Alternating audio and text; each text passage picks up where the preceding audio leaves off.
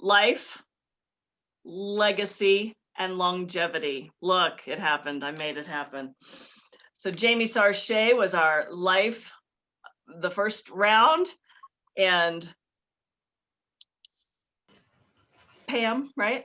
I unfortunately missed that one. There we go. You're gonna get us up. Excellent. Perfect. Thank you so much. Yes, Jamie Sarche kicked off our series with the life portion. Pamela was our legacy speaker, and today we are honored to have Kelly O'Connor as our longevity speaker. And so I think we'll go ahead and get started since it's a little after 6, and I think we've got some people that have joined us. And so I would be delighted to introduce our sponsors, and then I'd love to introduce our speaker. So we are being sponsored today. Hello, everybody. My name's Christina Davis. I'm with Colorado Palliative and Hospice Care. I'll be your host today. We are also being sponsored by Feldman Mortuary, Senior Care Kelly, Mass Law, Colorado Palliative and Hospice Care, Jewish Family Service, Serenity, and Accent, I need eyeballs, Ascent Living Communities. It's one of those things you're in denial that you need these glasses, and I am still fighting the fight that I don't need them as much. But the reality is I do. So without further ado, I'd love to introduce our speaker for today, Kelly O'Connor.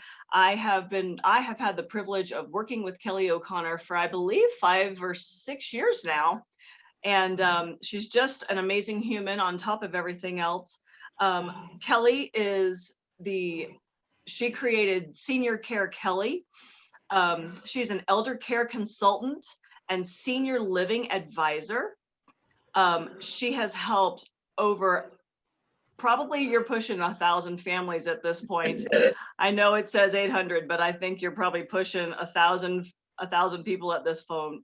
She's been a local owner of Senior Care Authority, which helps folks figure out how to age in place in assisted living or independent living, things like that, memory care. And she's just, and I have to say, just a little bit of a personal note, her dog Buddy and my dog Charlie are best friends.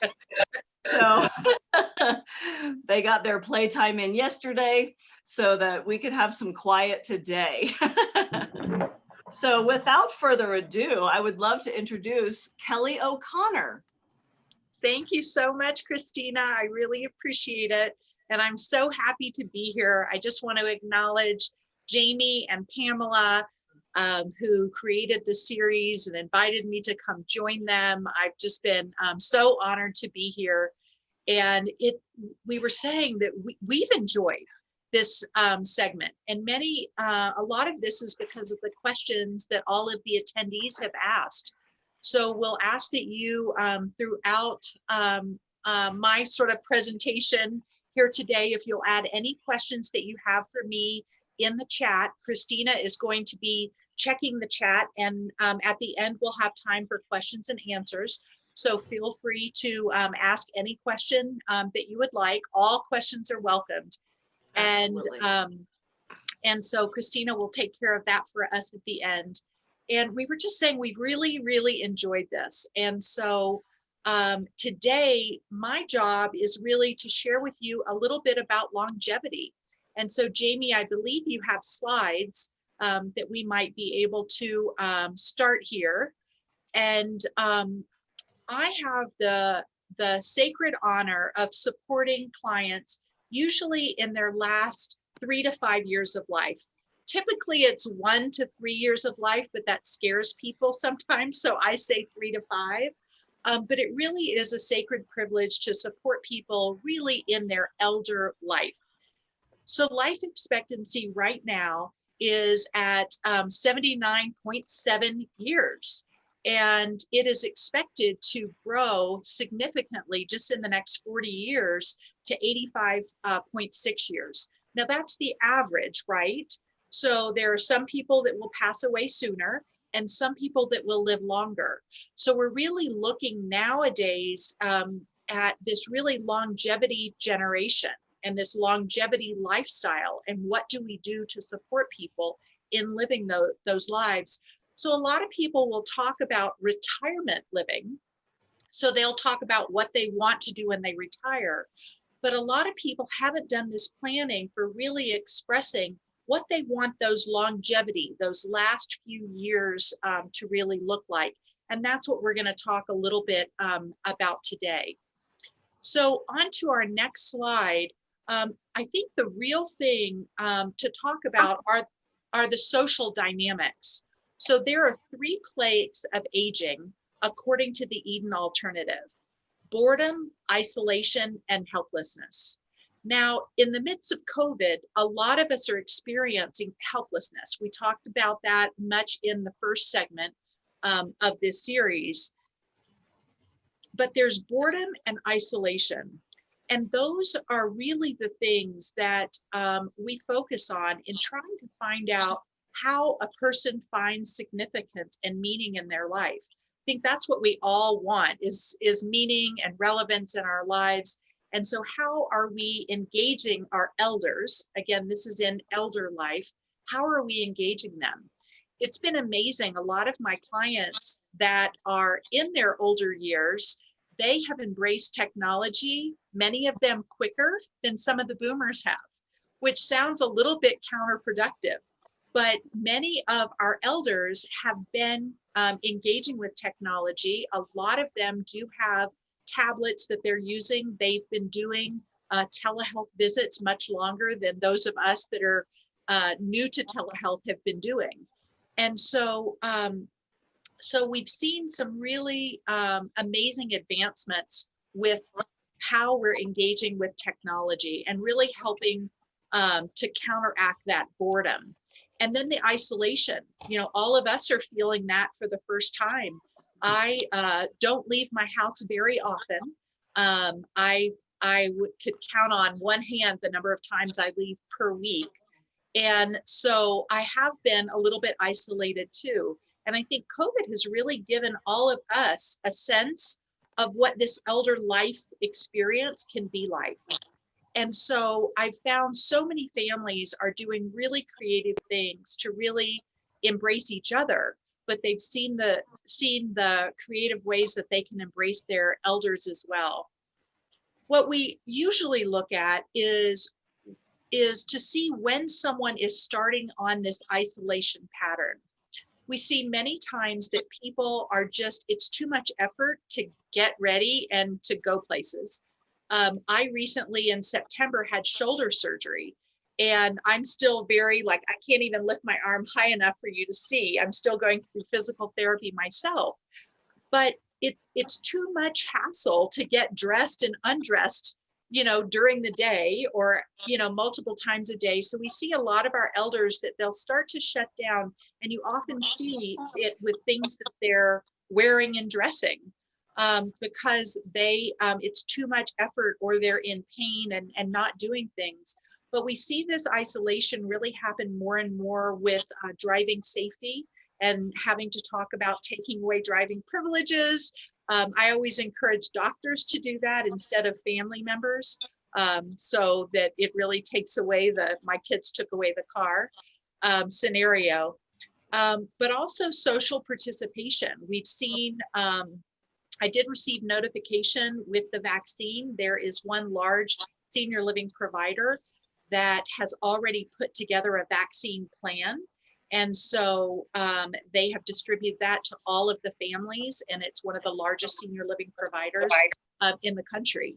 And so social participation, we're going to see that taking place more and more. But for those elders that are living at home, how are they participating and how are they able to get and interact with people? That's something that we really look at. We often see social dynamics start to change for married couples when one spouse is experiencing some sort of health issues. Usually it's either a physical health issue or a cognitive impairment in some sort of way. And you start to see people protect each other in a lot of couples, we'll see them covering for each other, where they don't want to let the secret out that, you know, my husband is having problems with his physical health, or my wife is having problems with her cognitive health. And so you start to see this covering, and they start to isolate themselves more and more.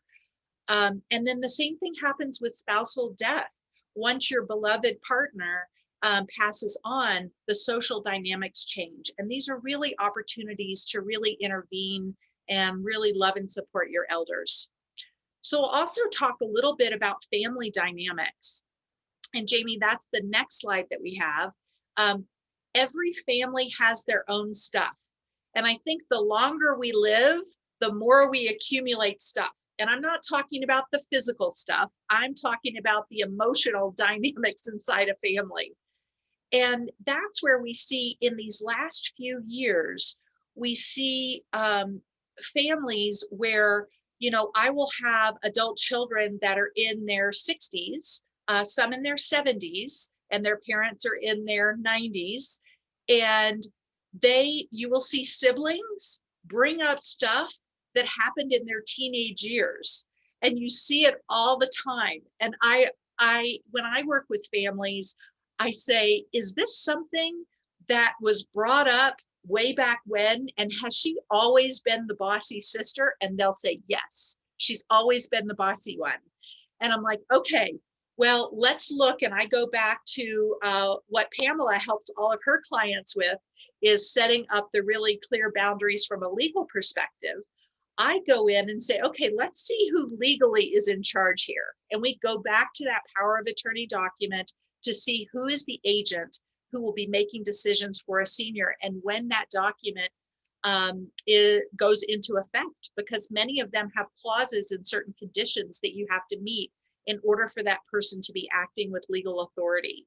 So really looking at clear boundaries, clear responsibilities, and really having clear conversations. Many families can't get there on their own, so they bring me in to help them have this sort of facilitated conversation.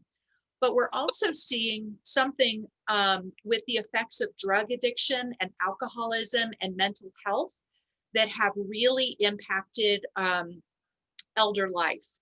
I had one gal who she was ready to move to senior living. She had been waiting on a certain floor plan at a certain community, and she was ready to move in, but her alcoholic son was in the basement. He had moved home because he was caregiving for mom. But really, mom was providing housing and care for him and safety for him. And we found that she was denying herself the opportunity to move into her ideal apartment because she was so concerned about the son. Mental health is another thing that oftentimes the stress of caregiving. I have one caregiver right now who she is seeing a surgeon this week. She is a young gal in her 40s, and the stress of caring for her mom with dementia during COVID, she thinks has exacerbated into her body, and she now believes there is a potential cancer diagnosis that she's going to be seeing a surgeon about.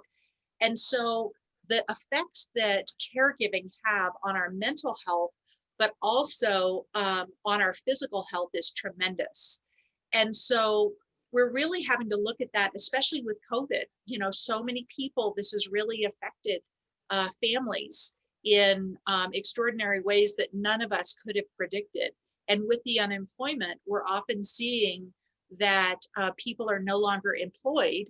And so they are moving into either their parents' or their grandparents' home, and it's under the guise of caregiving. And that is something that I grew up in a multi-generational home. So when my grandmother was 70, she moved in with our family, and she actually lived longer than my own mother.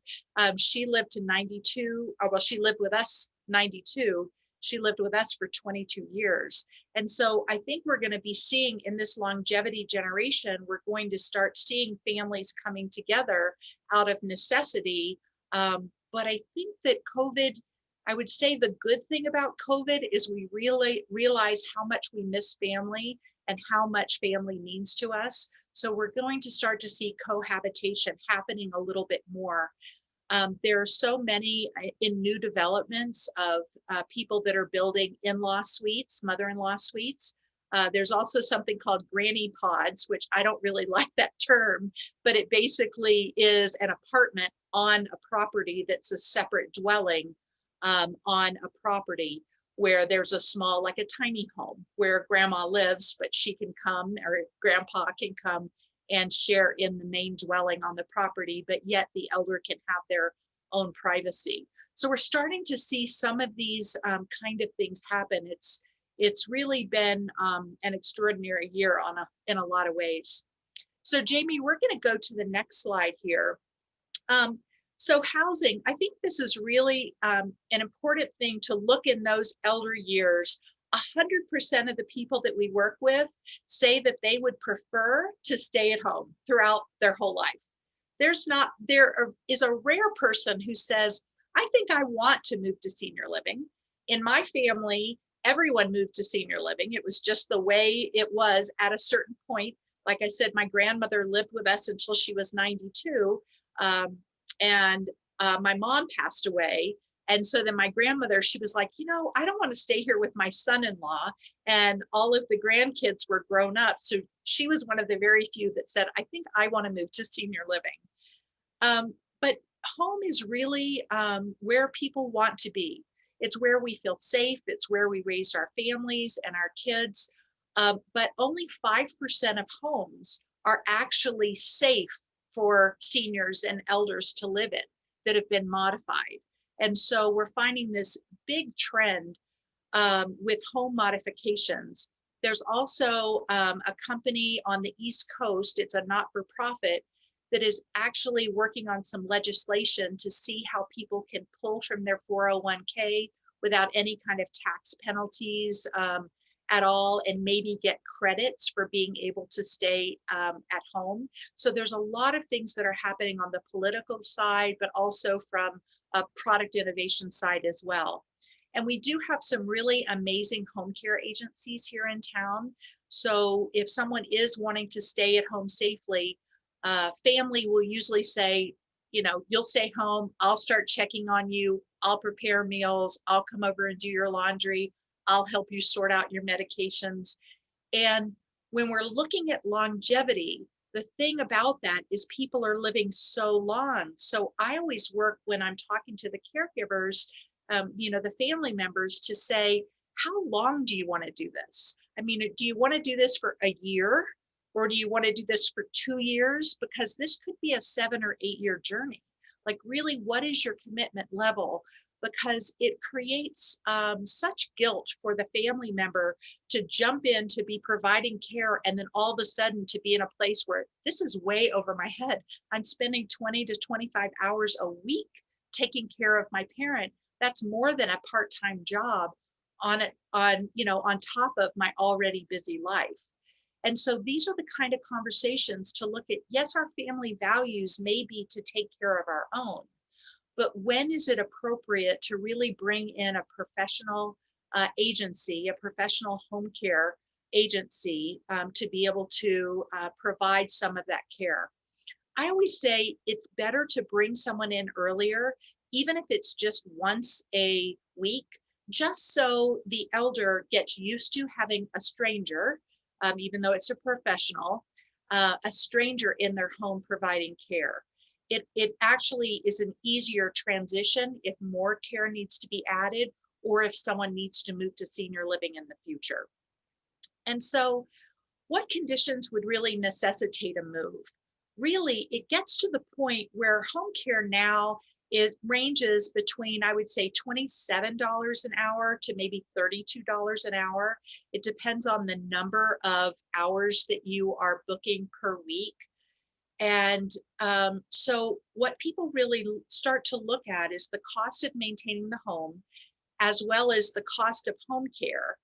And once that number starts to tip higher than senior living would be, and that there's some caregiver fatigue where the family is getting exhausted from providing the supplemental care, you start to see that shift over a little bit.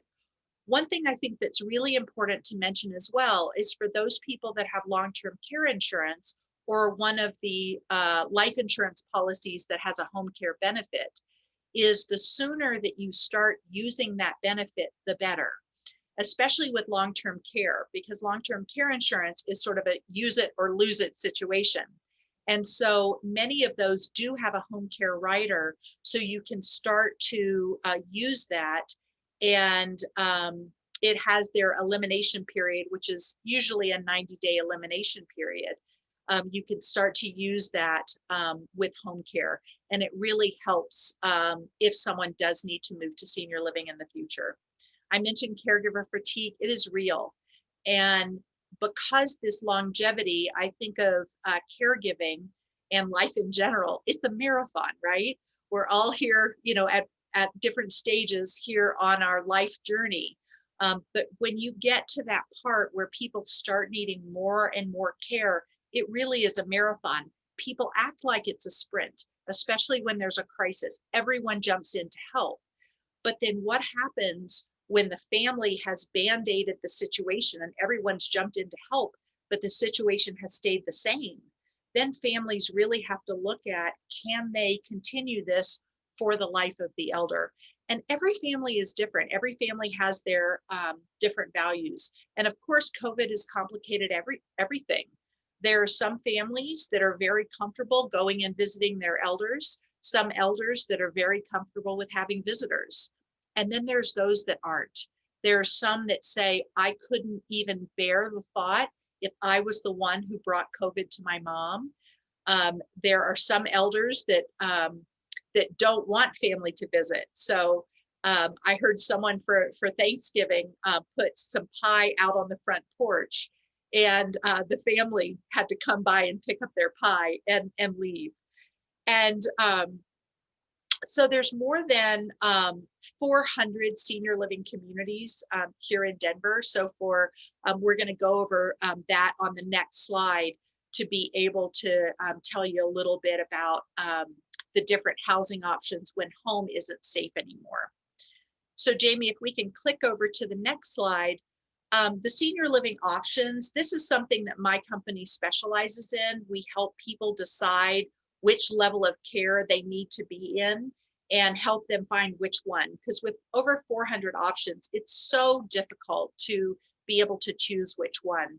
There are the 55 plus apartment complexes, which these are growing in popularity. We have a beautiful new one near Rose Hospital that has just opened up that's just extraordinary. And with 55 plus, it's an apartment building. And there are, yes, some amenities, yes, some services, but it falls into a different category than independent living in a senior living retirement community because it doesn't have a dining room. Many times it won't have restaurants that are owned by that particular company. Some have activities, some don't. Most are sort of individual clubs that people are putting together. Sometimes they'll have a concierge or a social director. And then there are the CCRCs. This is something that a lot of people will talk about, the buy-in communities. So here in Colorado, we have very few true buy-in communities where you're actually buying real estate in a senior living community. Yes, there are things like Windsor Gardens. Those are really outside of the scope of what we're talking about here. CCRCs are a retirement community, and what CCRC stands for is Continuing Care Retirement Community. So they will have independent living, assisted living, memory care, and skilled nursing. What you do in those communities is you're putting a large chunk of money, so people feel like they're buying something, because it can be between, you know, $100,000 up to over $1 million that you are giving to the organization, and then you have monthly fees. You're giving that money to the organization. I think of it more like an insurance policy. You're buying actually a life plan contract, which is saying, I'm going to give you this money and you will care for me for life. And at the end of my life, or if I choose to move out, you are going to return a portion of that money. It's pre-decided. Usually it's either 50%, 75%, or 90%, depending on the organization. That will be returned to me if I move out, or returned to my estate. And it really does provide security, because I know where I'm going to be for my whole life, and my children or my powers of attorney, my agents and personal representatives do not have to make these decisions for me. I'm making this decision. You do have to move into those communities as an independent person. Most communities, there is a financial assessment, if you will, evaluation, and there's a medical evaluation. And they use an insurance actuary chart similar to that in order to make the decision on who is admitted and who isn't. I had a recent situation where there's a gal who financially, she is more than qualified to live at a certain CCRC, but her cognitive health, there were a few questions and she was actually denied.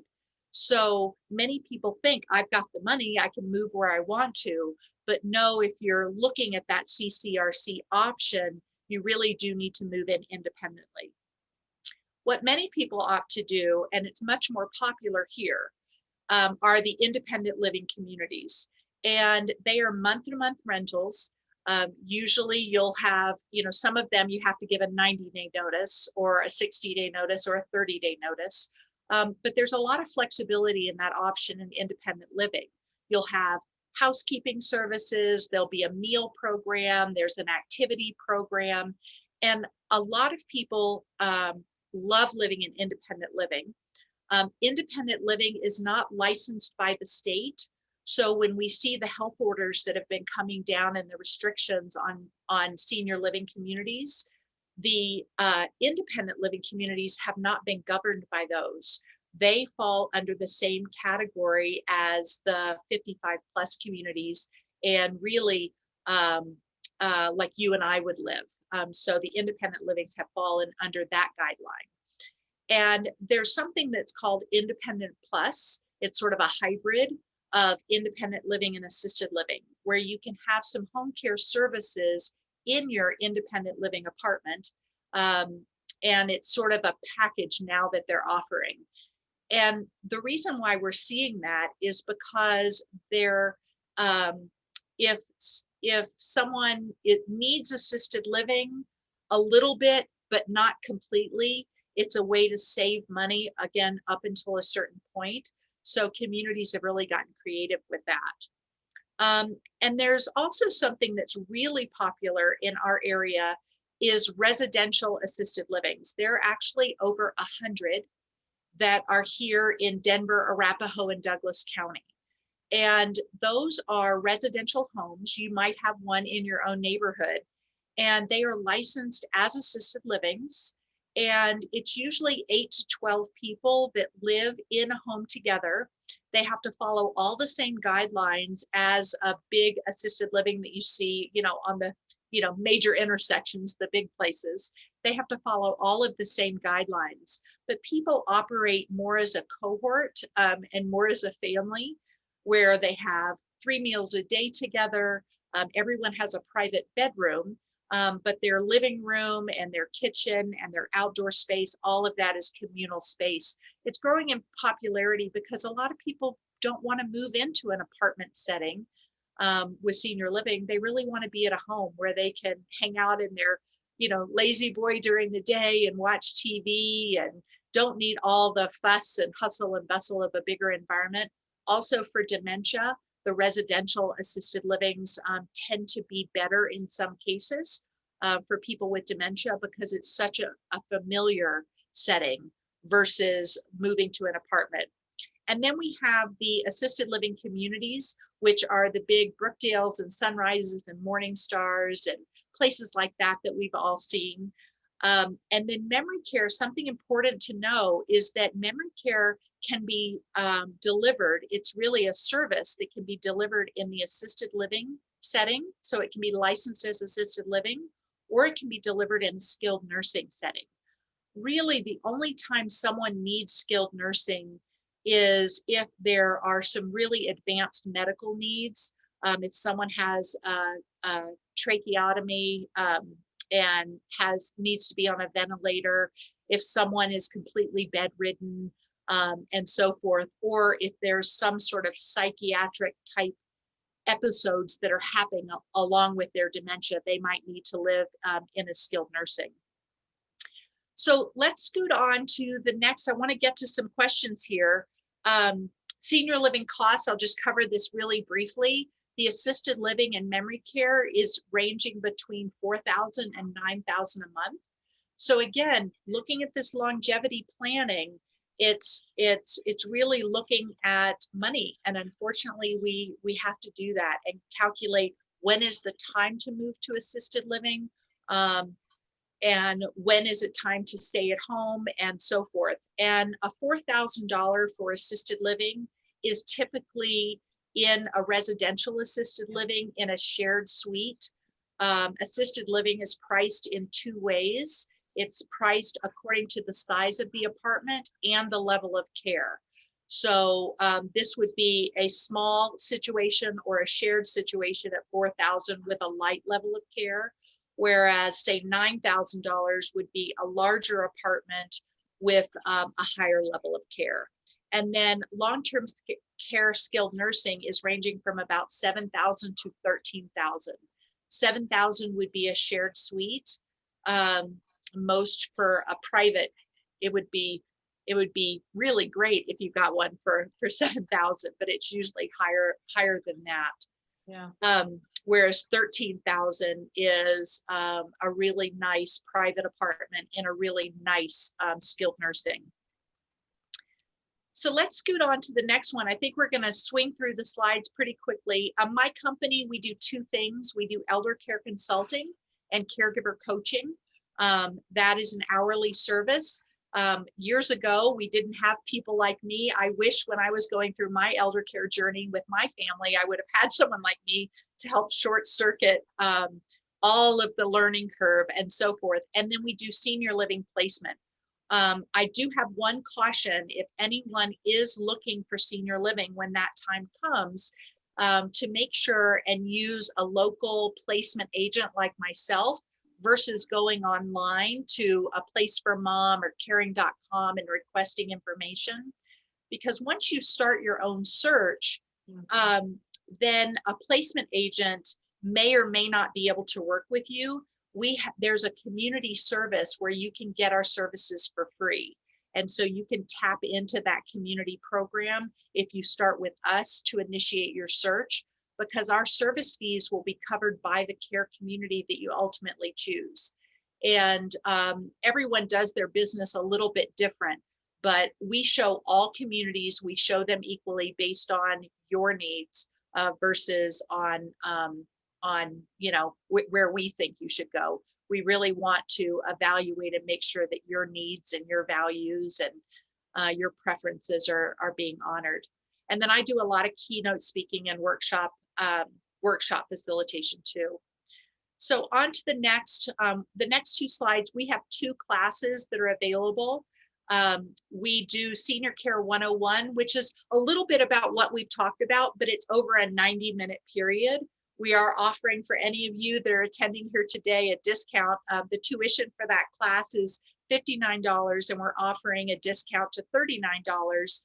And with our code, I'll make sure and we'll add them in the chat for you here. And then the next one we do is a Power of Attorney Readiness class. And this is one of our favorite classes. We only do it twice a year. We do Senior Care 101 every single month.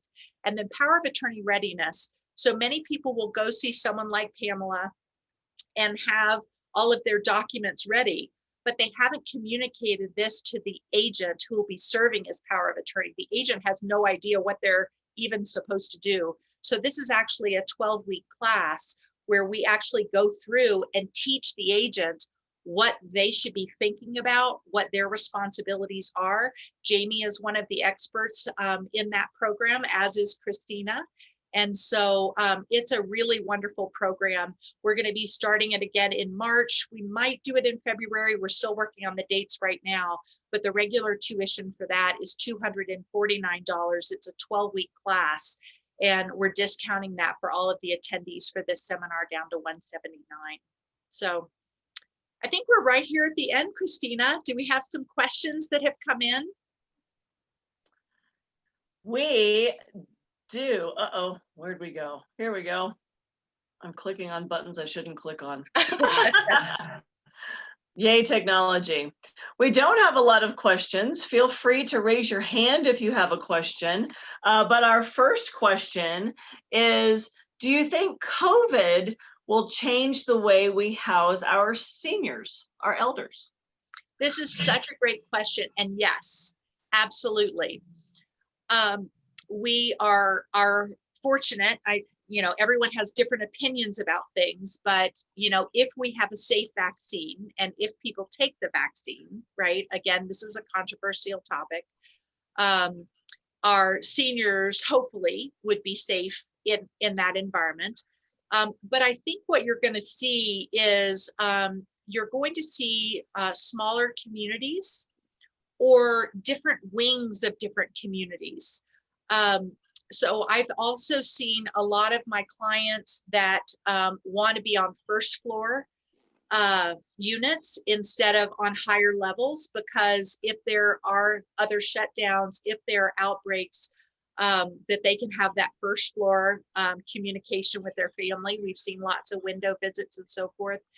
I will say that the senior living communities, we have had some just horribly tragic situations, especially early on in COVID. As information was coming down, it was so difficult. And I tell you, our care workers, our care partners, our team members in senior living have done such an amazing job at really staying safe themselves, but also providing safety for seniors, but also that engagement more and more. At first, we were all just scared and worried about, the infection control. And then it was like, okay, it looks like this is going to be carrying on for a while. So how do we get creative with our programming? And they really have done a great job. I think you will, we have some communities that have chosen to be COVID positive communities. And they have made that choice because, again, we need for a place for people to go. What's going to be really interesting, and this is still, out to be seen, is there was a big protest, I believe it was in Greeley, where there were folks that lived in a nursing home that they did a big protest. They were all in their wheelchairs with poster signs, and they're like, we want our freedom. And they were so clear that for themselves, that they were willing to risk their own health in order to socialize. And so what I think will be really interesting is to see if there are communities that are going to allow for different levels of freedom by choice for people who choose not to be vaccinated and for people who choose not to socially isolate. And then how does that bump into the state orders and the county orders that have been set down? So, we're still new in this process, but it's really caused a lot of corporations to have to really look at what their own individual policies are and how they're choosing to operate inside the state and county orders. Absolutely. Absolutely. This just happened over the weekend. I got a patient that called, a family member called, and mom is in the hospital and she's COVID positive and has mild symptoms, but she is COVID positive, and trying to help the family find a place for her to go has been a challenge. So yeah, it is definitely everywhere. Yeah, and I've had a lot of my elders, speaking of longevity, they're like, I'm 90, I'm gonna die. Like I am here. Like this is the time of life when I am going to die. I am going to die of something. And I just want to be with my family. I just want to share whatever precious time this is with my family. And Absolutely. so, yeah, I had very few clients that actually left senior living and moved home. I had more people that stayed home that regretted staying home and didn't move in than I did people that actually moved home. Which I thought would be opposite. So it's really been surprising to see family values. Absolutely. Absolutely.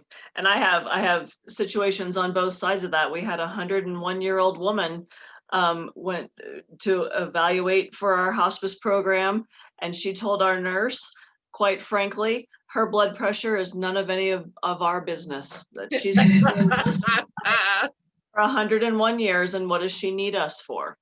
And then we have my own mother-in-law who said, I've got to die of something. I'm 86 years old. I want to see my family. Yep. So, it's everywhere. You bet. So let's see. Let's look at some other questions. I'm so happy they're rolling in. We've got a question that says, what's the best way to suggest to family members getting you involved? Maybe for reluctant elder or reluctant sibling. Yes, this happens a lot. A lot. And so what people usually do, if it's clear that senior living is the direction that they're going, some people will say that I'm a realtor who specializes in senior living. And so I've been introduced that way. The other thing is when the elder and the seniors are, the elder and the family are sort of, struggling between them. A lot of people will say that and I am an elder rights advocate. She's a senior advocate and she's coming in, Mom. I met her at a seminar, and she will come in and she's going to ask you lots of questions about what your wishes are. And she will let us know if, we are out of line, or, she'll help you advocate and make sure your wishes. A lot of times I use that language when I have a reluctant senior. A lot of times I'll say, okay, here's the way I work. I said, I'm an elder rights advocate. I'm a senior advocate just for you. And your kids may be butting in, and our time today, I'm going to figure out if they're butting in and if they need to mind their own business. And the seniors love that. And so, or I say, or if they've got a point and I sort of agree with them, you and I need to figure out a plan first, or else they're going to start butting in. So do we have an agreement that I will be here, but I'll be honest with you about what I'm seeing? And they usually say yes. As far as a reluctant sibling is concerned, what people usually do is to say, they go through my credentials and, some of the awards, and I've been, I have lots of accolades, and they'll say, look, this gal knows what she's talking about. We don't know what we're talking about. How about we have a mediator come in and help us get educated and sort of work through things together. I call it a facilitated family conversation, because people would call me for interventions. And I'm like, I don't do interventions really.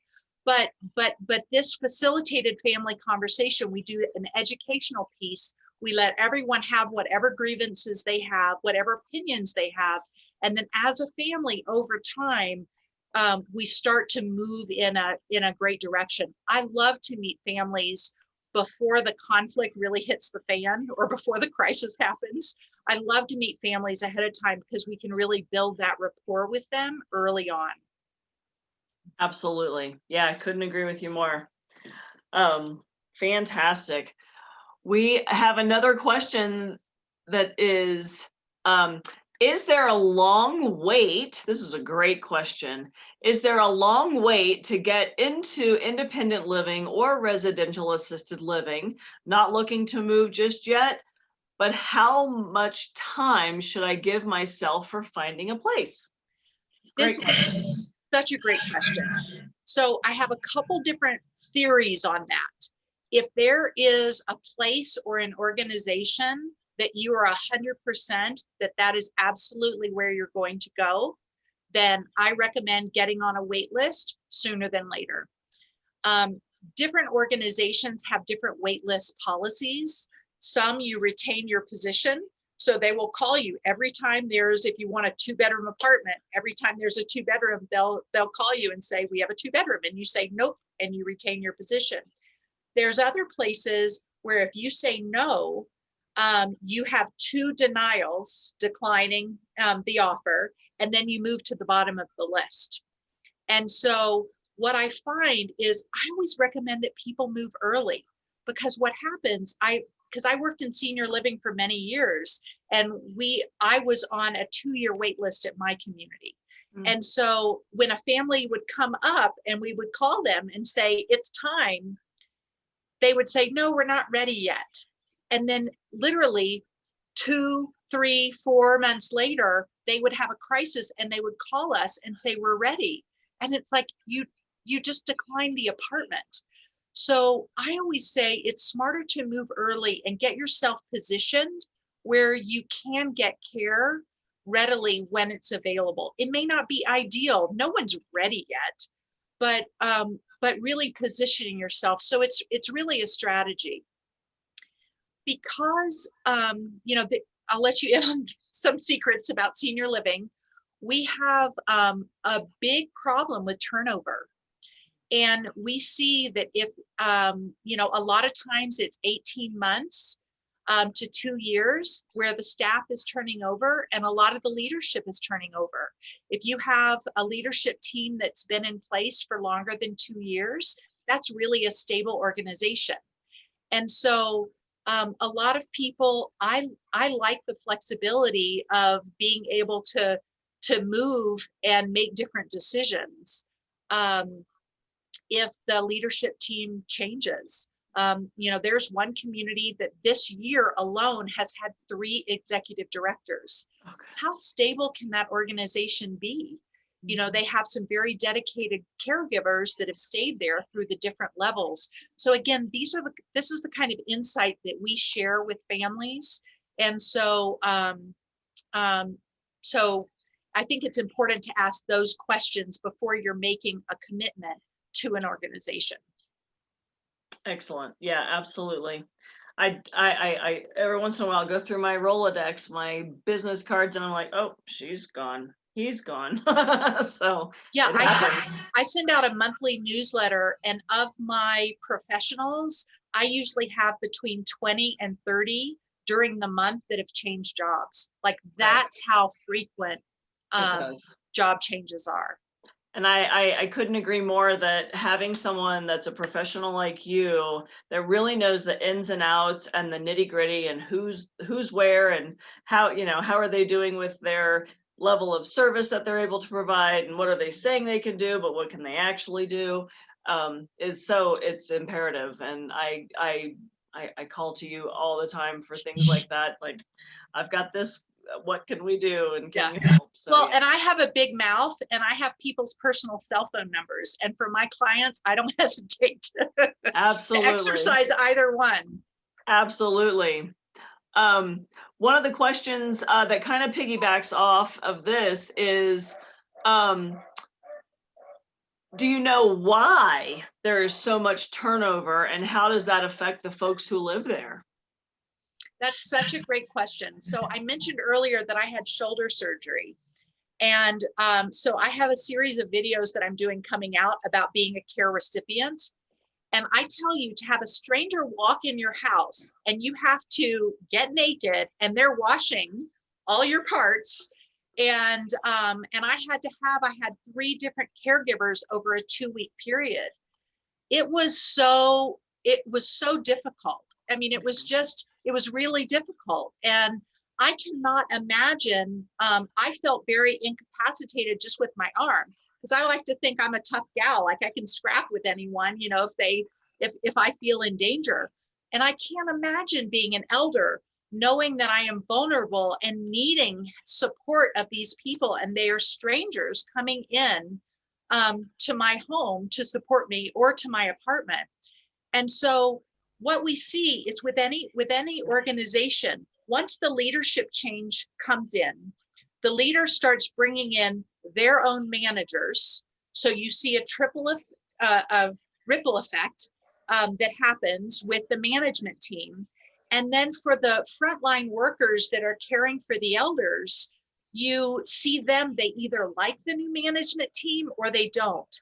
And a lot of times a manager will come in and they'll say, okay, we're going to 12-hour shifts now. And for the care workers, they're used to an 8-hour shift because they have childcare and transportation issues, and they have packaged their life in a certain way. And so when a management team comes in, we've also had a lot of sales of senior living communities that have new ownership teams that have come in, and they have different philosophies that they interject. So with any corporation, you start to see this shift and this sort of trickle effect of caregiving. The other thing is, it is a very competitive market. It's expensive to live here in Denver. And so there are some companies now that even a quarter an hour more, 25 cents more an hour makes a significant difference in these households. And so you'll see people start to jump between positions because of that. Yeah, absolutely. Absolutely. Well, another really great question that popped up. What age should you start having conversations with your elder, pre-planning for elder care, assuming that they're healthy and well now? Yes. Well, I just think, I know Juliana is on the call, and her parents just celebrated how many years, Juliana? 70 years together? 70 years, and they're 99 and 93. Yes. And they're living independently and doing well. Mhm. So there isn't really an age necessarily to start having these conversations.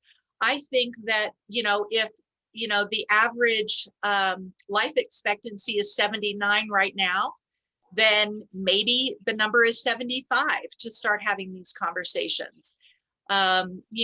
I had a gal, she was in her 90s, and she didn't even have a power of attorney document or done any estate planning for herself. She had her husband did it because she was caring for her husband. So everything was in order for him, but she had nothing for herself. And so it is not uncommon for families never to talk about this stuff. And that's the reason why we've really wanted to have these classes. I'm seeing Jamie's note. I say have this conversation today. Yeah. I think especially for, Pamela does a lot of work with young parents, getting their powers of attorney and guardianship. I forget all the terms, but having young children and who would take over the children. But also having these conversations. We have a lot of people in their 50s that are now being diagnosed with dementia. Mm-hmm. So it really is dependent on how we're doing cognitively and how we're doing physically. But it's never too early to have these conversations and start to state your wishes, and definitely have your plans in place. Yeah, there's an ongoing kind of a joke, but a conversation that says at Thanksgiving, please pass the green bean casserole and let's talk about how I'm going to die. Yes. Yes. So Jamie and I founded National Healthcare Decisions Day, Colorado. And National Healthcare Decisions Day is April 16th. So it's the day after taxes, right? You file your taxes on the 15th, and then on the 16th, that's when you review your documents to see if everything is ready and in place. I hope Pamela will join us this year with this, because it's really important to do that annual review. I had one of my clients, it was an ex-wife who inherited $350,000 because this gentleman did not change a beneficiary statement on one of his accounts. And so that was also not the mother of his children. So that $350,000 went to someone else's family that was no longer a part of theirs. So every April 16th, we encourage people to sit down. And that's also for the person who asked the question about when do we have these conversations. You could use April 16th, National Healthcare Decisions Day, as a jumping off point for that. Absolutely. So I think we're almost out of time. I keep watching the clock here. We are. And I know that Chris just raised his hand. Did you have a quick question, Chris? Or that might have been the clap for National Healthcare. Might have been the clap. That's okay. Because the last question really is, how much do costs go up every year? And 3 to 5%. 3 to 5%. That's an 3 to easy. 5%. The highest I've ever seen it is there was one place that was 10%. Oh gosh. And that is on the base cost, not the care cost. And prices change all the time. I have a sales sheet, a pricing sheet from one organization from August. And I had a client that went to see them this week and they're like, oh, we changed our prices. I'm like, why? You know, they raised their prices over $400 a month. And so it changes all the time. It's hard to predict. Awesome. And Chris, you're unmuted. Did you have a question you'd like to throw out? Actually, it's just more of a comment. I just wanted to say, Kelly, this was one of the best presentations I have ever attended on senior living and caregiving combined. So thank you. Yeah, thank you for saying that. And I'll be in touch for you to be on my podcast. So. Oh, thank you. I would love to. I just put in the chat. I just put hello@seniorcarekelly.com and the phone number to our office. And so if that's helpful to anyone, Kirsten Butler on my team, she sort of helps me manage a lot of my calls and emails and things like that. And I work with the families in crisis, and she helps the families that are planning ahead and gets them enrolled in our classes and so forth. But thank you all so much. It was certainly a pleasure to be here. And thanks again, Jamie and Pamela, for inviting me to be on this series. And Christina, thanks for hosting today. Absolutely. This has been a fantastic series. Please, stay tuned for, hopefully we're going to do the 101 and we're going to do the, again, my brain is. Power of Attorney Readiness. The Power of Attorney Readiness. Yes. I got this interesting book that some people will be aware of. It says, I'm dead, now what? And there's so many missing pieces of the puzzle in this sweet little book. So I love the Power of Attorney Readiness program. Thank you guys all so much for joining us. This has been wonderful. And we're just so happy that everybody could join us. Thank you, Kelly. Healthy and well. All right. Thank you all so much. Thank you all. And thank you, Kelly. Thank you. Happy holiday season to everyone. We wish your family health and lots of joy and lots of love. Absolutely. And stay well. Thanks for doing this. It was awesome. Wonderful, everyone. Thanks, Juliana.